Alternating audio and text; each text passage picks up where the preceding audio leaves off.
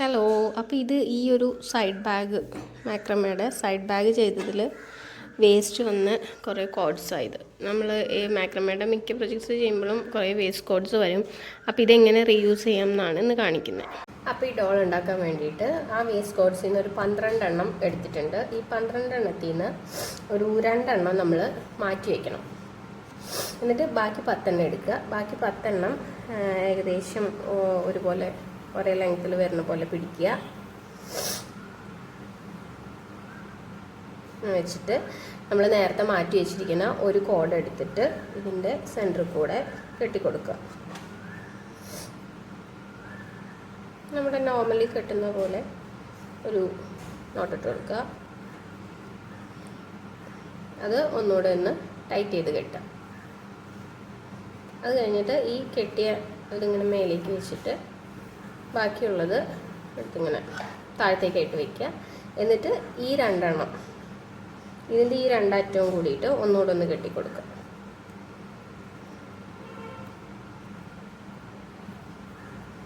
ഇങ്ങനെ എക്സ്ട്രാ വരുന്ന ഭാഗം കട്ട് ചെയ്ത് മാറ്റി. ഇനി ചെയ്യേണ്ടത് ഇതിനെ നമ്മൾ ഇങ്ങനെ വെക്കണം. ഇങ്ങനെ, അതായത് ഇങ്ങനെയല്ല, ഇങ്ങനെ. നമ്മൾ ഡോളിൻ്റെ ഹെഡ് പോർഷനാണ് ചെയ്യാൻ പോകുന്നത്. അപ്പോൾ ഒന്നിൽ ഇങ്ങനെ, അല്ലെങ്കിൽ നേരെ തിരിച്ച് ഇങ്ങനെയായാലും കുഴപ്പമില്ല. അപ്പോൾ അങ്ങനെ വയ്ക്കുക. ഈ ഉള്ളതിൽ ഏറ്റവും നീളമുള്ള കോഡ് വേണം ഇനി എടുക്കാനായിട്ട്. അപ്പോൾ ഇനി ഇതിൻ്റെ അടിയിലൂടെ വെച്ച് കൊടുക്കുക ഹെഡ് പോർഷൻ ചെയ്യാൻ വേണ്ടിയിട്ട്.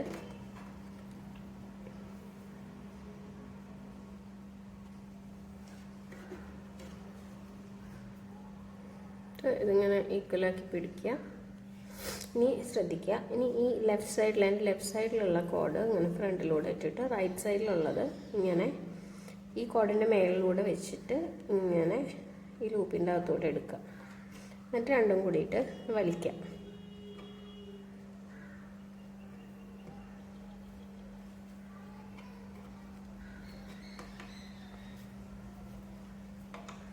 പിടിച്ചിട്ടൊന്ന് ടൈറ്റ് ചെയ്യുക.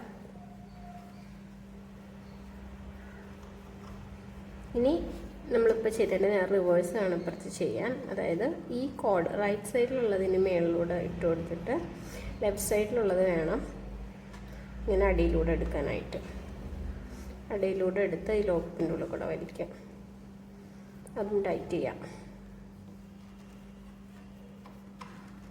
കണ്ടില്ലേ? ഇനി ഇതൊക്കെ നമുക്കിവിടെ വലിച്ച് ഫൈനലി ശരിയാക്കി കൊടുക്കാം. ഇങ്ങോട്ട് വലിച്ചു കൊടുത്താൽ മതി. ഇതാണ് ഹെഡിൻ്റെ പോർഷൻ. ഇതെല്ലാം കൂടെ ഇങ്ങനെ പിടിച്ച് താഴേക്ക് വലിച്ചൊക്കെ നമുക്ക് കറക്റ്റ് ചെയ്ത് കൊടുക്കാം. ടൈറ്റ് ചെയ്യാം. ഇനി അടുത്തത് നമ്മൾ കുറച്ച് ഈ ചെയ്ത സെയിം നോട്ട് തന്നെ ഇടുന്നത്, പക്ഷെ കുറച്ച് താഴത്തേക്കായിട്ട് ഇടണം. അപ്പോൾ അതിന് വേണ്ടിയിട്ട് ഇപ്പോൾ ചെയ്ത് ആദ്യം ലെഫ്റ്റ് സൈഡിലുള്ളത് മേളിൽ കൂടെ വെച്ചു. ദെൻ റൈറ്റ് സൈഡിലുള്ളത് എടുത്ത് താഴെ കൂടെ എടുത്ത് ഈ ലൂപ്പിൻ്റെ അകത്തൂടെ എടുത്തു. അതിങ്ങനെ ഈ ഏതാണ്ട് ഈ ഒരു ഭാഗത്തായിട്ടാണ് നമ്മൾ ചെയ്യുക. കുറച്ച് താഴെയിട്ട് ഇങ്ങനെ ചെയ്ത് കൊടുത്തു. കുറച്ചൊന്ന് ടൈറ്റ് ചെയ്യുക. വല്ലാണ്ട് ടൈറ്റ് ചെയ്യണ്ട, ഇത് ലൂസാക്കി ചെയ്താൽ മതി, കാരണം ഇത് മേളിലേക്ക് പൊക്കാനുള്ളതാണ്. ഇനി അഗെയിൻ റൈറ്റ് സൈഡിലുള്ളത് മേലെ കൂടെ വെച്ചു. ലെഫ്റ്റ് സൈഡിലുള്ളത് എൻ്റെ താഴെ കൂടെ എടുത്ത് ഈ ലൂപ്പിൻ്റെ അകത്തൂടെ എടുക്കുക. എന്നിട്ട് വലിച്ചു കൊടുക്കുക. അപ്പോൾ അത് നമ്മൾ നേരത്തെ ചെയ്ത സെയിം പ്രോസസ്സ് തന്നെ കുറച്ച് ലൂസിൽ ചെയ്തതാണ്. ഇനി ഇത് നമ്മൾ നേരെ മുകളിലേക്ക് പൊക്കണം. ഇത് ഈ ഹെഡിൻ്റെ നോട്ടില്ലേ ആ ഭാഗത്തേക്ക് എടുക്കണതിനെ ജസ്റ്റ് ഇങ്ങനെ വലിച്ചങ്ങ് പൊക്കോളും. എന്നിട്ട് ടൈറ്റ് ചെയ്യരുതെന്ന് പറഞ്ഞു. എന്നിട്ട് ഇത് നമ്മുടെ കൈ ആണ്. അപ്പോൾ ഇത് കുറച്ച് വലിപ്പം നോക്കിയിട്ട് എത്ര വേണ്ടതെന്ന് വെച്ചാൽ ഏകദേശം ഒന്ന് സെറ്റ് ചെയ്തിട്ട് ഇത് മുകളിലേക്ക് എണ്ണ കയറ്റി കൊടുക്കുക. എന്നിട്ട് നമ്മൾ അവിടെ വെച്ച് ടൈറ്റ് ചെയ്യുക. അതായത് നേരത്തെ ചെയ്ത നോട്ടിൻ്റെ തൊട്ട് താഴെ വെച്ചിട്ട് ടൈറ്റ് ചെയ്യാൻ പോകുന്നത്. ഇതിൻ്റെ സൈസ് ഒന്ന് ഏകദേശം നോക്കുക. ഓക്കെ എന്ന് തോന്നുകയാണെങ്കിൽ ഈ 2 എണ്ണം ഇങ്ങനെ വെച്ചിട്ട് ഈ 2 സൈഡും പിടിച്ചിട്ട് വലിച്ചു കൊടുക്കുക.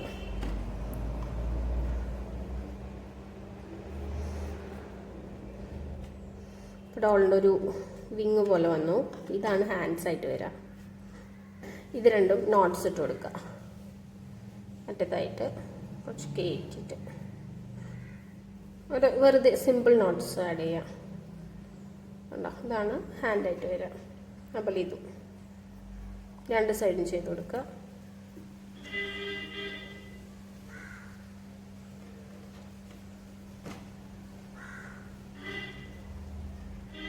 സൈസ് കുറച്ചുകൂടെ വേണം. ഇതിപ്പോൾ എനിക്ക് കുറച്ച് ചെറുതായിട്ടാണ് എടുത്ത് അറിയുന്നില്ലാത്ത പോലെ തോന്നി. അപ്പോൾ ഒന്നും കൂടെ ഒന്നിട്ട് കൊടുക്കുന്നുണ്ടേ. അതൊക്കെ നമുക്ക് നമ്മുടെ ഇഷ്ടത്തിനനുസരിച്ച് ചെയ്യാം. കണ്ടപ്പോൾ കുറച്ചുകൂടെ ഒന്ന് എടുത്ത് കാണിക്കുന്നുണ്ടല്ലോ അത്. അപ്പോൾ അതിന് വേണ്ടിയിട്ട് ഒന്നും കൂടെ അതിൻ്റെ മേലെ കൂടെ ഒരു നോട്ടോടെ ഇട്ട് കൊടുത്താൽ മതി. റെഡി ആയിട്ടുണ്ട്. ഇനി ബാലൻസ് ഉള്ളത് കട്ട് ചെയ്ത് കളയും.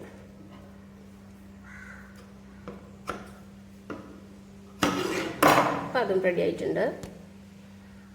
ഇനി അടുത്തത് ഇതിൻ്റെ ലെഗും ഫ്രോക്കാ ചെയ്യാനുള്ളത്. അതിന് വേണ്ടിയിട്ട് സെൻറ്ററിലുള്ള ഏതെങ്കിലും 2 ലെഗ്സാണ്. അപ്പോൾ നമ്മൾ ഏതാണ്ട് ലെഗ്സ് ഇങ്ങനെയുള്ള വരിക. അപ്പോൾ അത് നടുക്കുന്നുള്ള ഏതെങ്കിലും 2 കോഡ് ചൂസ് ചെയ്യാം. ആ 2 കോഡ്സ് ചൂസ് ചെയ്തിട്ട് അതിൻ്റെ ഈ അറ്റത്ത് ഞാൻ നടുക്കുന്ന റാൻഡംലി 2 ചൂസ് ചെയ്തു.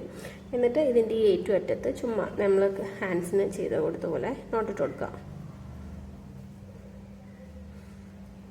2ൻ്റെ ഇട്ട് കൊടുക്കണം.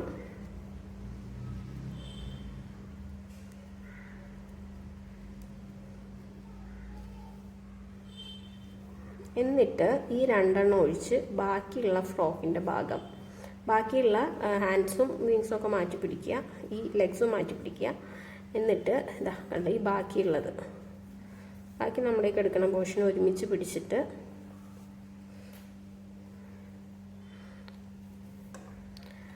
ഇനി ഈ ലെഗ്സിൻ്റെ നോട്ടിട്ട് ഇതങ്ങ് ഒഴിവാക്കുക. എന്നിട്ട് ഇപ്പോൾ ഏകദേശം നോക്കുക. ഇപ്പോൾ നമ്മുടെ ലെഗ് ഇങ്ങനെ വരണമെങ്കിൽ ഫ്രോക്ക് ഏതാണ്ട് ഈ ഭാഗത്തോളം വരണം.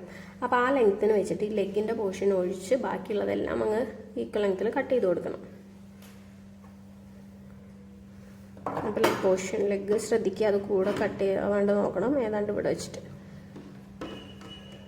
നമ്മൾ ഇങ്ങനെ പിടിച്ച് ഒരുമിച്ച് കട്ട് ചെയ്ത് കൊടുക്കാം.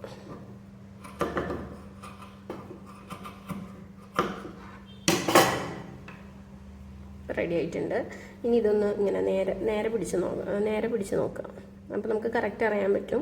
എന്നിട്ട് ഏതെങ്കിലും ലെങ്ത് കൂടുതലുണ്ടെങ്കിൽ അതൊക്കെ ഈക്വൽ ആക്കണം. ഫൈനലി നമുക്ക് ചെയ്യാം, ഫിനിഷിംഗ് ടച്ച് ആയിട്ട് ചെയ്യാവുന്നതേ ഉള്ളൂ. അപ്പോൾ ഇതാ നല്ല ഈസി ആൻഡ് ക്യൂട്ടായിട്ടുള്ള കുട്ടി ഡോൾ ഇവിടെ റെഡി ആയിട്ടുണ്ട്. അപ്പോൾ നമുക്കിതുപോലെ വേസ്റ്റ് കോഡ്സ് വരികയാണെങ്കിൽ പല സൈസിൽ ഇത് ചെയ്യാം. വേസ്റ്റ് കോഡ്സിൻ്റെ ലെങ്ത് അനുസരിച്ച് ഇതിൻ്റെ ഡോളിൻ്റെ സൈസിൽ വ്യത്യാസം വരുമെന്നേ ഉള്ളൂ. അപ്പോൾ എന്തായാലും എല്ലാവരും ട്രൈ ചെയ്ത് നോക്കുക.